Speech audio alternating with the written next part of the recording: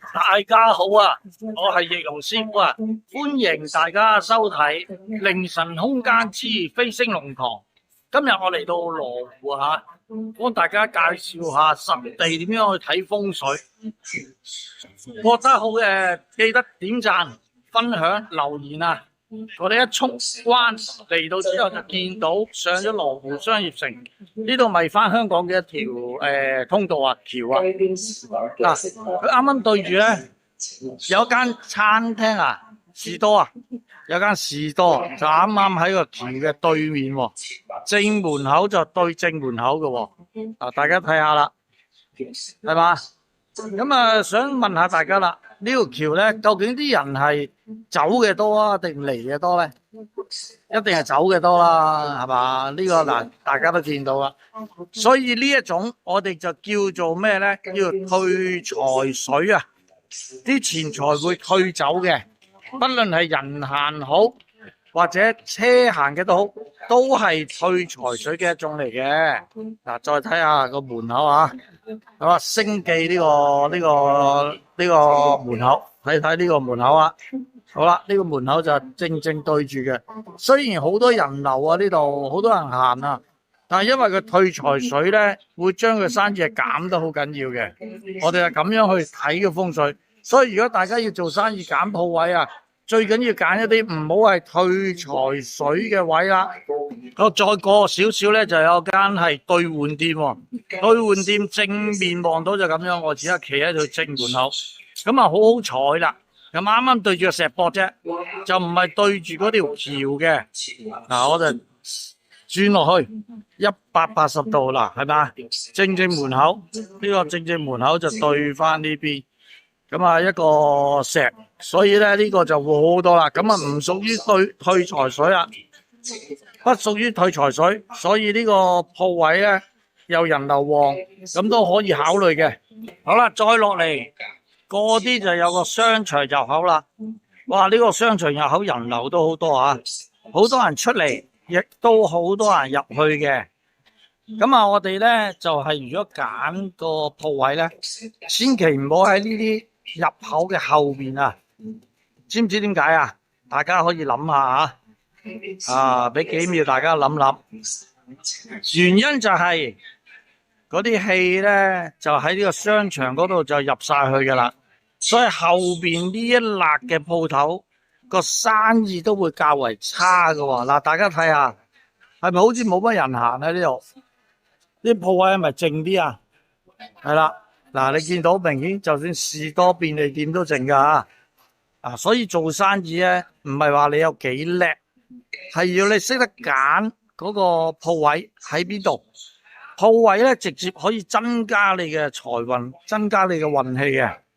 係咁啊，當然啦，有啲某啲特定行業咧，就適宜喺呢啲咁嘅地方開嘅。但係一般行業咧，我哋都唔中意經過一個大嘅出入口之後嗰個位，咁呢啲位較為陰啲嘅位，我哋叫做陰陽嘅陰，所以生意咧就係一定未如理想嘅。係啦，咁我哋就繼續咯，好唔好啊？睇下呢度啊，頭先嗰個最大嘅入口就係呢度啦，我哋行入去睇下點樣咯。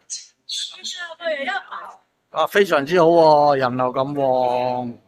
真係一流啦！嚟下呢啲咁嘅車仔檔喺呢度，喺人流咁旺嘅地方，咁啊合適做車仔檔嘅。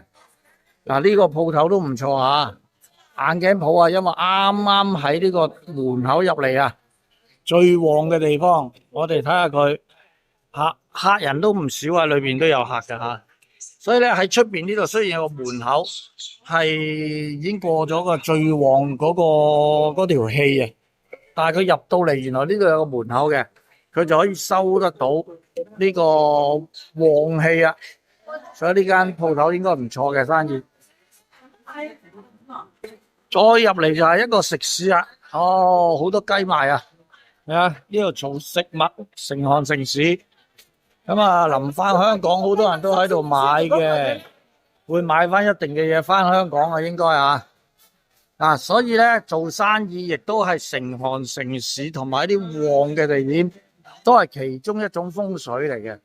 我成日話風水咧就要同商業掛鈎，唔可以單獨自己存在，淨係計風水，而唔計商業上邊嘅需要嘅。如果你淨係計風水唔計商業嘅需要咧，咁啊錯晒啊！所以有啲人咧搞嘅都搞唔掂風水係有原因啊，因為咧忘記咗真正商業上邊嘅需要啦。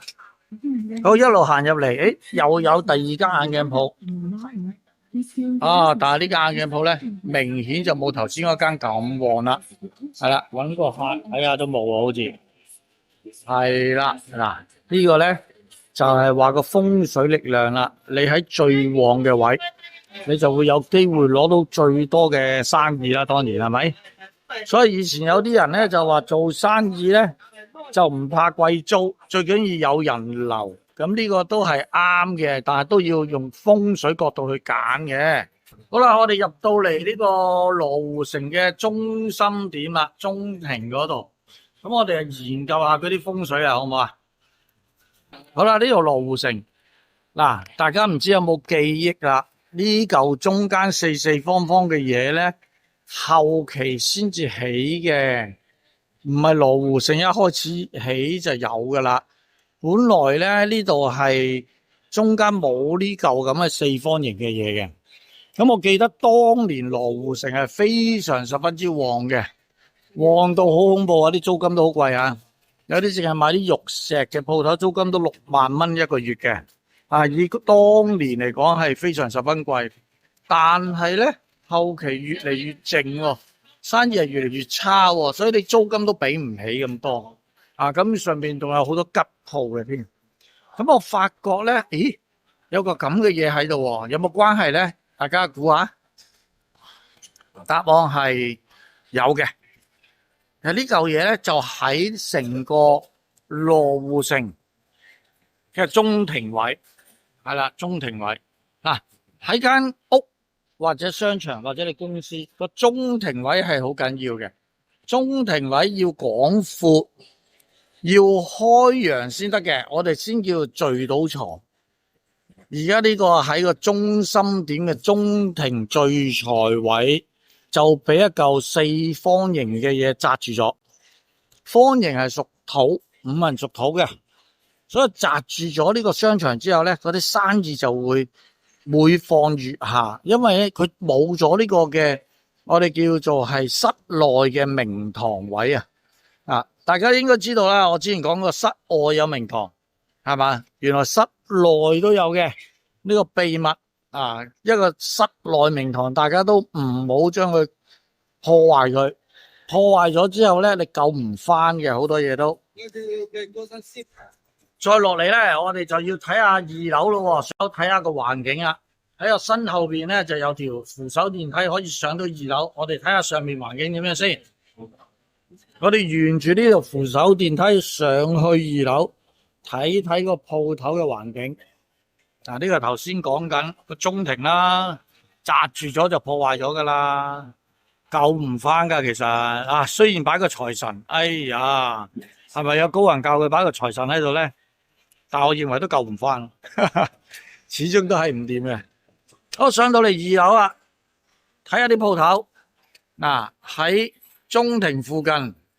圍住有好多鋪頭嘅，其實我哋咧，如果喺商場揀鋪位咧，最好就揀喺啲電梯嘅附近，不論你係扶手梯或者係撳 lift 嗰啲嘅電梯，都係喺附近係最好嘅，因為你越遠離嗰個電梯，嗰個氣係越弱嘅。我哋靠個電梯帶啲氣上嚟，去大旺間鋪頭嘅。你見到越行入去咧就越靜啦，因為本身已經受到破壞，再加埋再深入遠離嗰個電梯嘅部分，所以做生意有時唔係你嘅問題，唔係你唔努力，係你唔識揀個地方去用啫。咁好多客咧就經過指點之後，就係即係鯉魚大翻身啦，可以話係。咁我都好開心嘅。呢啲好啲嘅，因為接近嘅電梯口啊。呢啲都係配眼鏡嘅。係啦。咁啊，除咗網上推廣咧，仲要配合你嘅風水係好緊要嘅。好啦，我哋睇完2樓，我哋又上3樓睇下個情況係點樣咯，好嘛？好，我哋沿住呢條樓梯電梯上3樓，睇下個狀態係如何先。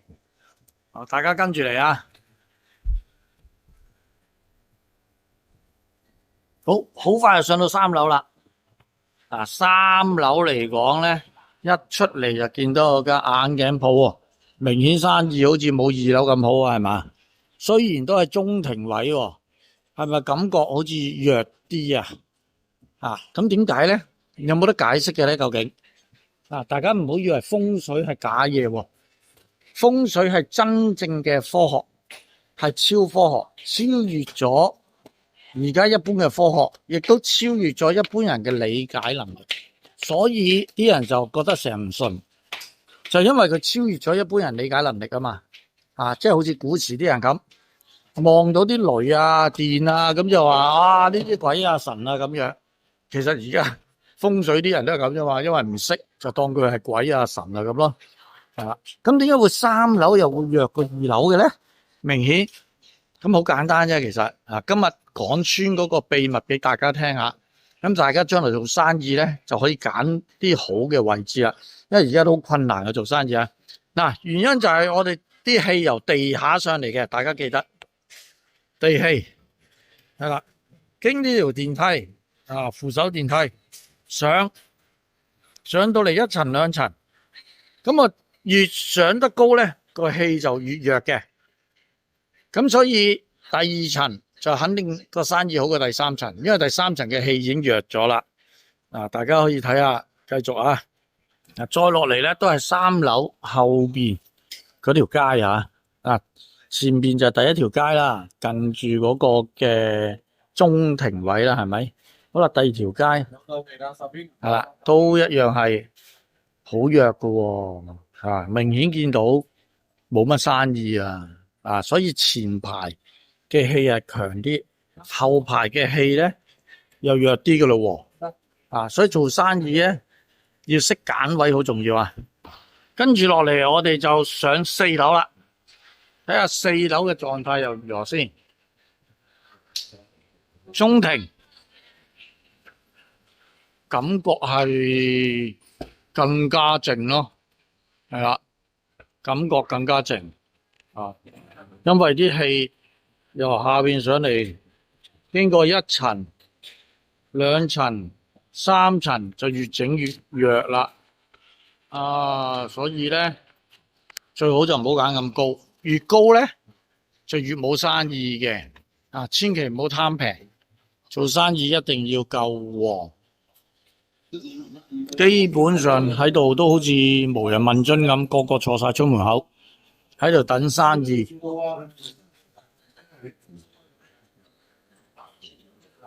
第1行都咁，第2行嗰個惡劣程度大家可想而知啦，係嘛？咁大家如果以前有嚟過咧，應該知道咧羅湖商業城真係好旺喎，旺得好緊要嘅，即係唔會有咁嘅情況。而家呢個情況咧，基本上就係做咗中庭之後，我發覺就有咁嘅情況啦。中庭有嚿4方形嘅土，4方形係屬土土咧就代表唔喐，代表紮住咗佢，即係將啲財咧紮死咗。我哋就去咁樣去睇嘅。係啦，呢度都係4樓嘅中庭都基本上冇乜生意，即係喺度守株待兔，其實冇乜意思咁樣去做生意。即係我就唔中意咁樣去做生意我中意主動去出擊會好啲好，再上去5樓睇下個5樓情況係點樣咯。好啦，5樓一嚟就見到間洋服鋪係咪？大家咧諗住喂，梗係好接近呢個電梯，呢個係1樓啦，啱唔啱啊？梗係唔係啦，你正正對住電梯咧，衝得太急太急就反為生意差啦。隔籬呢間就好啲啦，因為咧喺個電梯衝上嚟嘅側邊嗰間，呢間係第1間，呢間第2間，咁一定呢間好生意啲所以大家揀單位千祈唔好揀俾個電梯直接上嚟嗰間啊，以為話哇好啊，我即刻收到個財氣啊咁呢個又錯晒啊！千祈唔好搞錯啊！嗱，呢啲咧好靜啊，靜到冇朋友啊，基本上我都唔知佢哋點樣去生活嘅唔使租都大件事啊，大佬都嘥時間啊，呢啲真係咁呢度全部都做衫喎，中山裝幾靚啊！咁我都喺度做翻件先好喎OK 啊，呢啲衫我估計應該都唔貴嘅後邊嗰條巷睇下點樣先。又係啦，後邊條巷更加靜啦，喺度傾偈嘅啫。基本上都冇生意嘅所以咧今集就講到呢度啦。咁大家如果覺得好嘅，記得幫我點讚、訂閱、分享、留言因為你哋嘅留言同埋分享咧，就係我拍片嘅動力嚟嘅咁希望下一集再同大家介紹一啲風水上面嘅知識，令大家生活得更加容易，更加賺到錢。